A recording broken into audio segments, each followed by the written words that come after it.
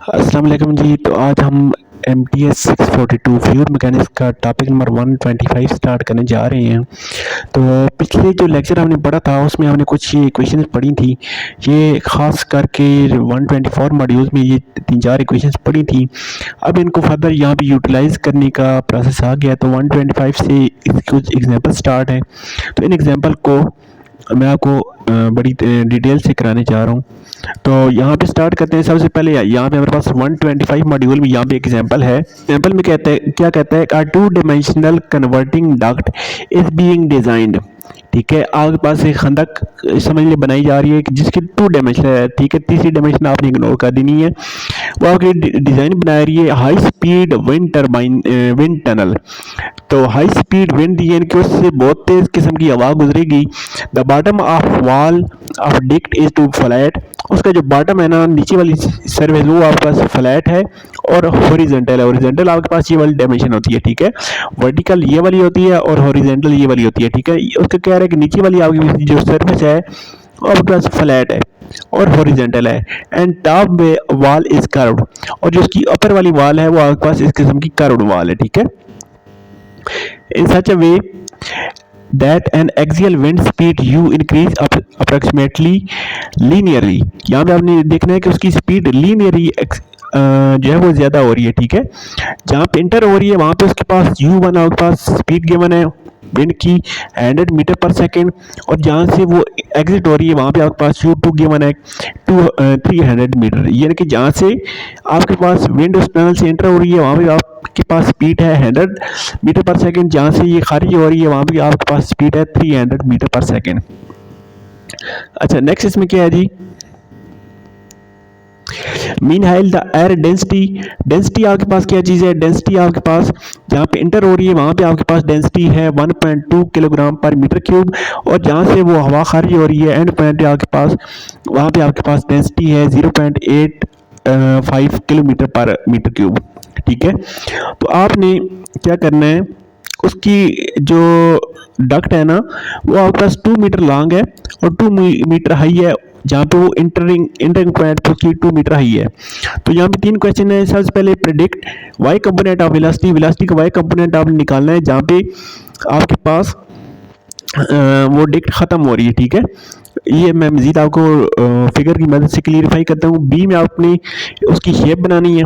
ठीक है, सी में आपने इसकी हाई स्पीड डक्ट सेक्शनल उसकी जो how high should the duct base be at section 2 पे आपके पास कितनी हाइट होगी वो आपने बतानी है। ठीक है, तो इसके सोल्यूशन की तरफ चलते हैं। सबसे पहले तो आप ये अज्यूम कर लीजिए आपके पास एक डक्ट है। ठीक है, इसकी यहाँ पे देखें 2 मीटर लॉन्ग है, इसकी एंट्री 2 मीटर हाई है। ठीक है, तो नीचे वाली सरफेस इसकी फ्लैट है, यहाँ से आपके पास एयर एंटर हो रही है, यहाँ से खारिज हो रही है। तो यहाँ पे आपके पास 3 क्वेश्चन है। सबसे पहले तो आपने इसका वाई कंपोनेंट यानी कि ये वाली हाइट आपने बतानी है। ठीक है, एक्स कंपोनेंट तो यहाँ पे एक्स 2 मीटर है ना, तो वाई कंपोनेंट इसकी हाइट बनेगी। जी कंपोनेंट हमारे पास है नहीं क्योंकि 2 डायमेंशनल है। तो सेकंड में आपने सेम इस किस्म की मतलब ग्राफ भी बना के शो करना है, और सी में भी इस किस्म की भी वो कि बारी बारी को करते हैं। तो यहाँ पे हमारे पास सोल्यूशन क्या है, सोल्यूशन हमारे पास है वेलोसिटी कंपोनेंट हमने यू और यू लिया। ठीक है, और रो हमारे पास डेंसिटी आ गई, प्रेडिक्ट की जो कि हमारे गिवन है, वेलोसिटी इसकी वी आ गई है एट एंड पॉइंट। उसके बाद हमारे पास नेक्स्ट इसकी हाइट हम देखनी है। अजम्पशन हमने क्या की है कि फ्लो इज स्टडी। ठीक है, हमने अज्यूम कर लिया कि आपके पास जो फ्लो है ना एयर का वो स्टडी और 2 डायमेंशनल तो हमें गिवन है। ठीक है, उसके बाद हमारे पास क्या है, two friction on the wall is ignore. दोनों वॉल के ऊपर जो इस वॉल और इस वॉल के ऊपर जो फ्रिक्शन है ना एयर की वो हमने इग्नोर कर दिया। ठीक है, क्योंकि वो हमें क्वेश्चन में नहीं given. Axial velocity you increase linearly, ये हमें गिवन है कि उसकी जो वेलोसिटी है वो आपके पास इंक्रीज हो रही है लीनियरली। ठीक है, और डेंसिटी आपके पास डिक्रीज हो रही है लीनियरली, ये दोनों हमें गिवन है। उसके बाद प्रॉपर्टीज़ क्या है हमारे पास, सामने कंसिडर किया कि हमारे पास 25 डिग्री सेंटीग्रेड टेम्परेचर है। ठीक है, और यहाँ पे साउंड ऑफ स्पीड की आपको वैल्यू पता होगी, ये हमारे पास साउंड ऑफ स्पीड की वैल्यू होती है।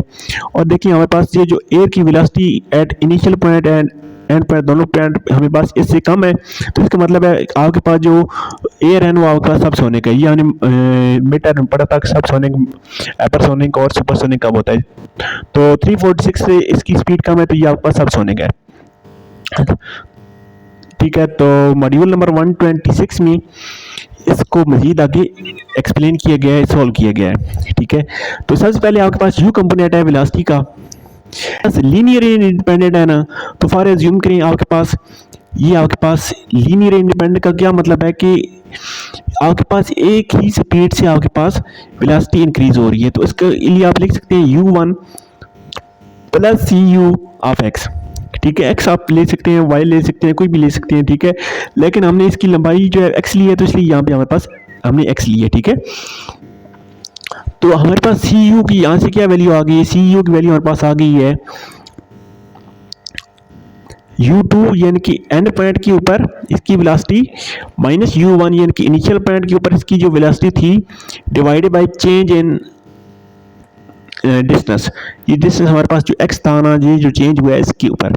ठीक है, u2 के ऊपर हमारे पास वेलोसिटी गिवन है, u1 के ऊपर वेलोसिटी गिवन है और डिस्टेंस गिवन है, ये हमने पुट किया, तो यहाँ से हमारे पास इसकी u की वैल्यू आ गई है। ठीक है, सिमिलरली आपके पास दूसरी कंडीशन गिवन थी कि आपके पास डेंसिटी जो है वो भी आपके पास लीनियर इंडिपेंडेंट है, तो इसके लिए हमने ये लिख लिया। तो सी पी की वैल्यू हम निकाल सकते हैं कि आपके पास पॉइंट पी एंड पॉइंट के ऊपर आपके पास जो डेंसिटी थी माइनस इनिशियल पॉइंट के ऊपर जो डेंसिटी थी divided by distance change in distance delta x. ठीक है, तो एंड पॉइंट के ऊपर आपके पास ये डेंसिटी थी, इनिशियल पॉइंट के ऊपर आपके पास ये डेंसिटी थी, डिस्टेंस यहाँ कि टनल का डिस्टेंस कितना था, लंबाई 2 मीटर थी। तो ये सारी कैलकुलेशन करके हमारे पास रो की वैल्यू भी आ गई है। अब यहाँ से यू की वैल्यू भी आ गई है और रो की वैल्यू भी हमारे पास आ गई है। देखते हैं हमारे पास स्टडी था। ठीक है, फ्लो हमारे पास स्टडी था और इनकम्प्रेसिबल था। स्टडी इनकम्प्रेसिबल के लिए हमने पिछले वीडियो में ये वाली इक्वेशन पढ़ी थी। ठीक है, ये इक्वेशन हमने लिख ली। अब देखें ये वाली टर्म हमारे पास जीरो हो रही है। ये जीरो क्यों हो रही है कि हमारे पास जो फ्लो है ना वो 2 डायमेंशनल है। थर्ड डायमेंशनल मतलब जी डायमेंशन में हमारे पास कोई फ्लो नहीं है, इसी थर्ड टर्म हमारे पास ये जी वाली जीरो हो जाएगी। ठीक है, बाकी ये तो 2 टर्म्स बची हैं, तो इनको हम लिख सकते हैं। इस टर्म को अगर दूसरी साइड पे ले जाएं तो हम इनको इस रूटीन में लिख सकते हैं, partial rho v divided by partial y is equal to आ जाएगा, ये दूसरी साइड पे जाके माइनस का साइन आ जाएगा। ठीक है, अब यहाँ से हमने रो की वैल्यू, इस रो की वैल्यू और इस यू की वैल्यू जो कि हमने ये दोनों निकाली हैं, ये वाली यहाँ पे पुट की हैं। वैल्यू हमने नहीं पुट की है, हमने जस्ट इनकी इक्वेशन ये वाली पुट की है। ठीक है, जो यू की और रो की वैल्यू हमने यहाँ पे लिखी थी। ठीक है, वो यहाँ पे देखें पुट की हैं। ये वाली साइड हमारे पास सेम ऐसी ही आ गई है। ठीक है, इक्वल नेगेटिव साइन साथ ऐसे ही आया है, पार्शियल का साइन ऐसे ही आया है। पहले हमारे पास ये रो की वैल्यू आ गई है, नेक्स्ट हमारे पास यू की वैल्यू आ गई है डिवाइडेड बाय पार्शियल एक्स। ठीक है, तो यहाँ से करने के बाद अब यहाँ पे देखें ये हमारे पास 4 टर्म्स हैं। पहले इनको आप मल्टीप्लाई कर दें, उसके बाद इनके ऊपर आप डेरिवेटिव अप्लाई कर दें। तो यहाँ पे हमारे पास कौन कौन सी टर्म्स बन रही हैं, इनको आप अगर आप मल्टीप्लाई करेंगे तो हमारे पास बन रही है, या मैं आपको मल्टीप्लाई करके दिखा देता हूँ। ये हमारे पास बन रही है रो 1 सी यू एक्स, ठीक है, plus rho 1 u 1 plus c p x u 1 plus c p c u और एक्स एक्स एक्स स्क्वायर बन जाएगा। ठीक है, तो ये जस्ट मैंने इन दोनों टर्म्स को मल्टीप्लाई किया और मेरे पास ये वाली सारी इक्वेशन आ गई है। अब इसको विद रिस्पेक्ट टू जब एक्स आप डेरिवेट करेंगे ना, ठीक है, अब इसको एक्स के हिसाब से डेरिवेट करें, ये नेगेटिव साइन यहाँ पे सेम ऐसे ही आ गया। ठीक है, अब यहाँ से देखें इस टर्म को जब एक्स के हिसाब से डेरिवेट किया तो हमारे पास ये वैल्यू आ गई है। ठीक है, नेक्स्ट हमने क्या किया है, इसको जब एक्स के हिसाब से डिवाइड किया तो इसमें तो एक्स है ही नहीं, ये हमारे पास जीरो हो गई है। ठीक है, ये हमारे पास जीरो हो गई है। इसको जब एक्स के हिसाब से डिवाइड किया तो ये हमारे पास ये वैल्यू आ गई है। ठीक है, नेक्स्ट माइनस का साइन सही में ऐसे लगाया और यहाँ पे जब इसको एक्स के हिसाब से डिवाइड किया तो ये 2 शुरू में आ गया, एक्स की पावर एक कम हो गई और बाकी ये आ गई है। ठीक है, अच्छा, यहाँ तक तो बात होगी क्लियर, इस लाइन तक।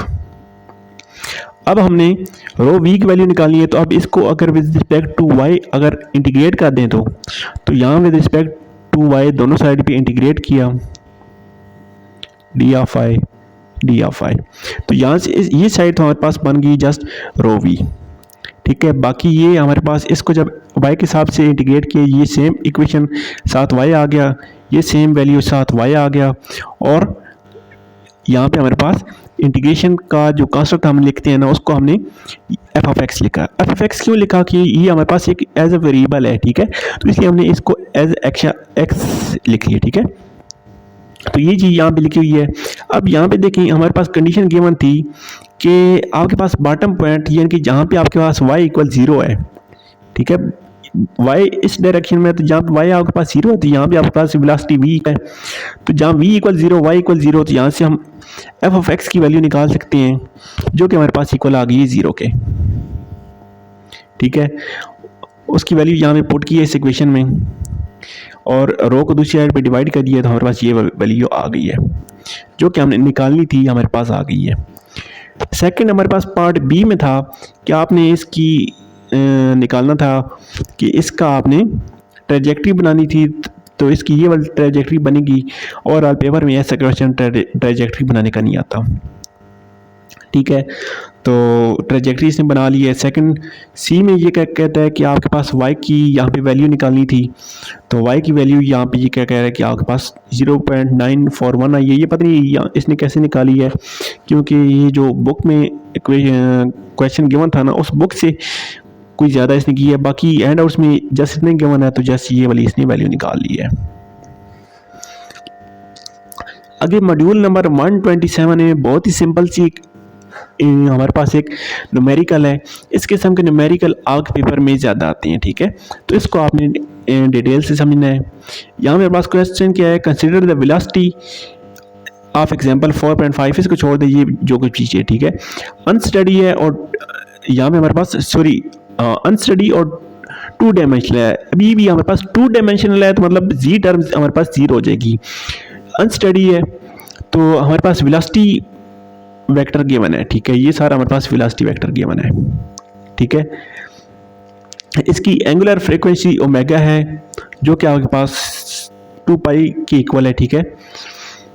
तो उसके बाद क्या कहता है कि इसको आप वेरीफाई करें कि फ्लू आपके पास जो है वो आपके पास इनकम्प्रेसिबल है, ठीक है, तो ये हमने वेरीफाई करना है। तो इनकम्प्रेसिबल के लिए आपके पास ये वाली इक्वेशन होती है, ठीक है, सिंपल आपके पास ये वाली इक्वेशन होती है, हमने पिछले लेक्चर में इसको पढ़ा था। अब देखें हमारे पास ये जो हमारे पास गिवन थी ना v की वैल्यू, तो यहाँ से हमने इसका u का पार्ट, ये वाला हमारे पास जो ith कंपोनेंट है ये हमारे पास u के इक्वल आ गया, जो v का इसका कंपोनेंट jth कंपोनेंट उसको हमने v के इक्वल लिख लिया। तो यहाँ से हमारे पास 2 डायमेंशनल थी, तो इसका मतलब ये वाली टर्म हमारे पास 0 हो गई है, तो ये वाली टर्म 0 हुई है, तो बाकी हमारे पास बच गई है इक्वेशन हमारे पास partial u by partial x plus partial v by partial y equal होनी चाहिए 0 के। तो यहाँ से देखें u की वैल्यू ये वाली, ठीक है, 0.5 प्लस 0.8x, तो इसको x के हिसाब से जब आप डेरिवेट करें तो आपके पास वैल्यू आ जाती है 0.8, ठीक है। v की वैल्यू ये वाली है, ठीक है, इसको y के हिसाब से डेरिवेट करें तो बाकी ये सारी टर्म 0 हो जाती हैं, जस्ट ये लास्ट वाली टर्म बचती है, तो ये माइनस 0.8 आ जाती है, ठीक है। तो 0.8 माइनस 0.8 आपके पास इक्वल 0 आ गई है, तो इसका मतलब है कि आपके पास वेरीफाई हो गया कि ये आपके पास इनकम्प्रेसिबल फ्लो है। नेक्स्ट हमारे पास मॉड्यूल नंबर 128 में एक थोड़ी सी डिफिकल्ट सी एग्जांपल है, जहाँ पे कहता है 2 velocity component of study incompressible 3 dimensional. अब यहाँ पे 3 डायमेंशनल आगे स्टडी है, इनकम्प्रेसिबल है, तो उसके u हमारे पास गिवन है, ठीक है, w गिवन है, और ये क्या कह रहा है कि ए बी सी आपके पास कांस्टेंट हैं जो यहाँ इन्वॉल्व हुई हैं। यहाँ पे कहता है कि इसका y कंपोनेंट आपके पास मिसिंग है, तो आपने y कंपोनेंट इसका निकालना है in terms of x y z. तो इसका सोल्यूशन देखें, we are to find y component, हमने y कंपोनेंट इसका निकालना है वेलोसिटी का, और हमारे पास सब्जेक्शन क्या है कि आपके पास स्टडी और इनकम्प्रेसिबल फ्लो है, ठीक है। तो स्टडी इनकम्प्रेसिबल फ्लो के लिए आपके पास ये वाली इक्वेशन होती है,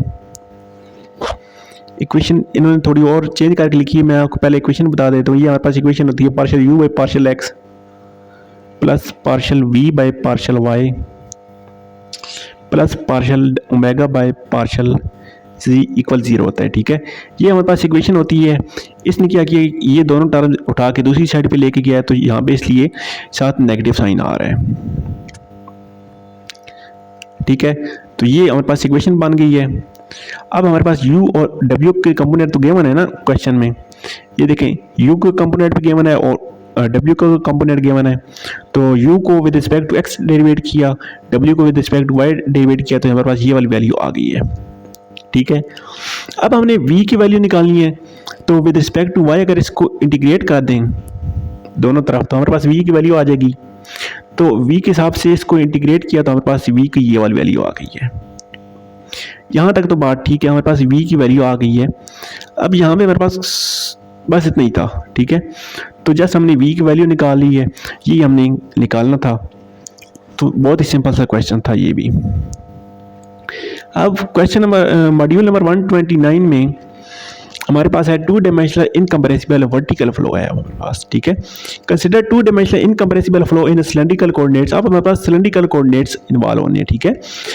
तो इसके लिए हमने इक्वेशन पढ़ी हुई है। तो यहाँ पे आपके पास u ऑफ थीटा की वैल्यू गिवन है, ठीक है, k डिवाइडेड बाई r, और कह रहा है k आपके पास कांस्टेंट है।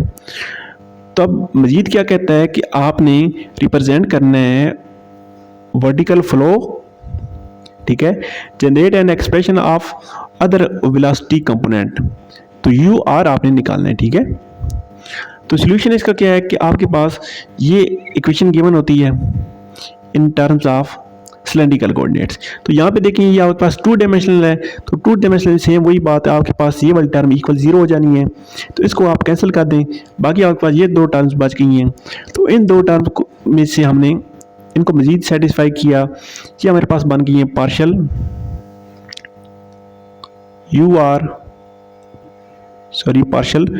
Are u r with respect to partial r plus partial u theta divided by partial theta.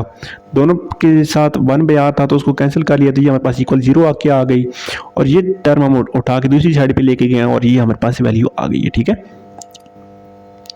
अब देखें इसमें हमारे पास नेक्स्ट इसने क्या किया है कि नेक्स्ट लेफ्ट हैंड साइड पे सेम वही लिखा है, अब राइट हैंड साइड पे इसने अमल किया है, ठीक है।